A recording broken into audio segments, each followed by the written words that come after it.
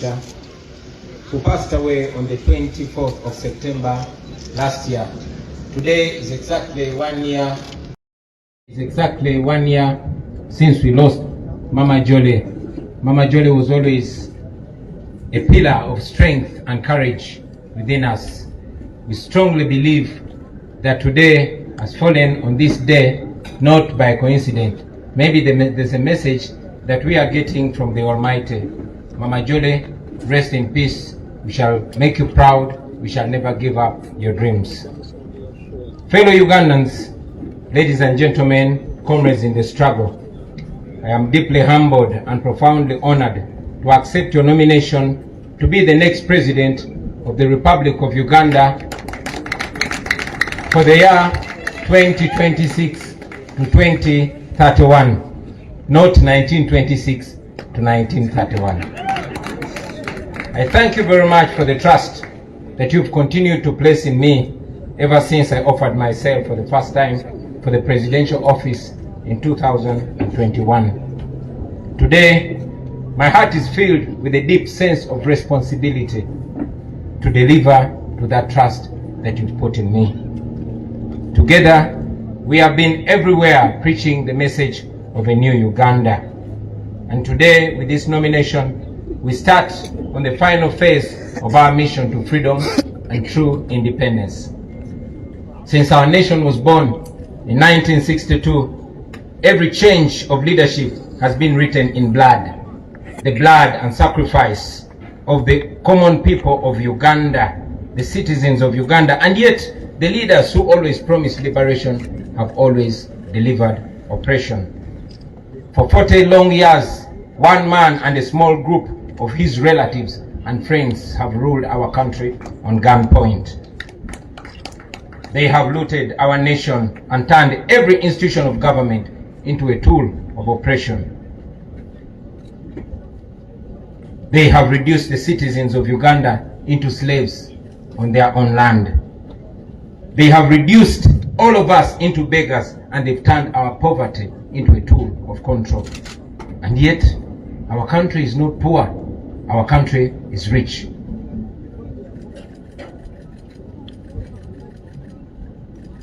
Our country cannot fall down. Our country will stand firm.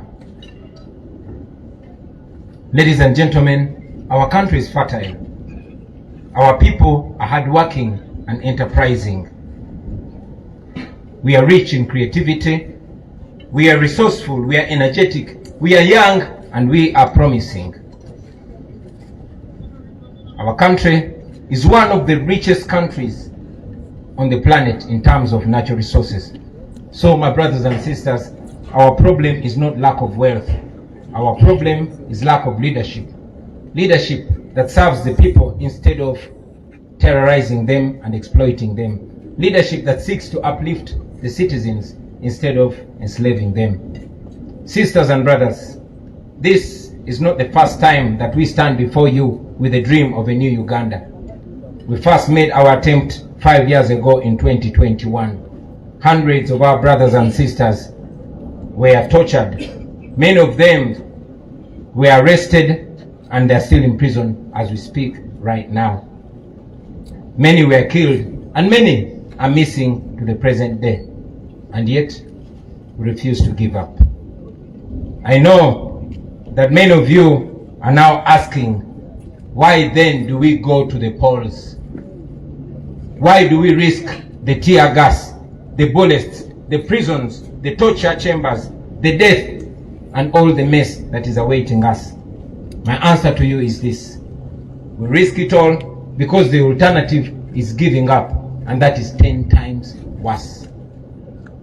If we give up now, we shall have no moral authority to complain about what happens next. If we surrender now, that means that the fighting spirit of Rita Nabukenya, of Frank Senteza, of Yasin Kauma, and many others has been defeated. It means that they died in vain. It means betrayal. Betrayal of the comrades who have spent years in prison, counting on us who still have our little freedom to continue fighting for their freedom. Therefore, ladies and gentlemen, no matter what happens to us, we must keep moving forward. Even if somebody tells you that our chance to freedom is only 1%, let us take that chance and fight. We have always been telling you about the protest vote, and today, let me use this opportunity to break it down in more detail. We have voted before.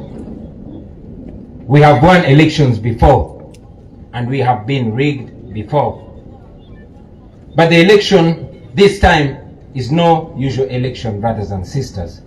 We are going into this election as a way of protesting against the injustice that has been occasioned to us for the last 40 years. We are protesting, and the protest begins now. We must use this election season to rally the people of Uganda, to express their anger and to express their hope at the ballot box.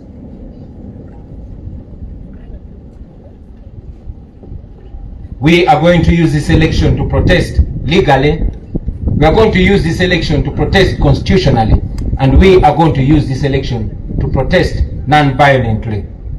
We must mobilize the people of Uganda to come out and vote in very, very large numbers. Numbers too big to rig. We must lay different strategies and make different plans to ensure that we, the people of Uganda, get our freedom in this season. Now, to our brothers and sisters in the diaspora, you, brothers and sisters, the Ugandans in the diaspora, you send so much money. You send more than $2 billion back to Uganda every year. In real sense, you are the biggest investors in Uganda. We know that many of you even fear to come back home because you know what happens to those that return home. Many of you don't risk the brutality. We know that Ugandans like Sam Mugumya, who returned from a Congolese prison, was abducted weeks ago, and up to now he's missing. Nobody knows where Sam Mugumya is. We know Robert Kayingo Luja, a lawyer who was recently abducted from the airport, kept incommunicado for a month before being forced back in exile without even stepping foot in his house. The examples are many, ladies and gentlemen, but I tell you, my friends, we are fighting so that you can return to your home, to your families, to freedom and dignity. We are fighting so that you are received with roses and not handcuffs.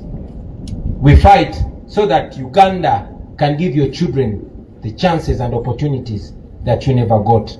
That is why we fight. Now to General Museveni. I know you don't like listening to young people or even listening to anybody at all, but at least listen to your friend and Bushwa comrade, General Kainda Otafire. I want you to remember that Uganda was here before you, and Uganda will be here long after you are gone. You don't have to burn it down on your way out.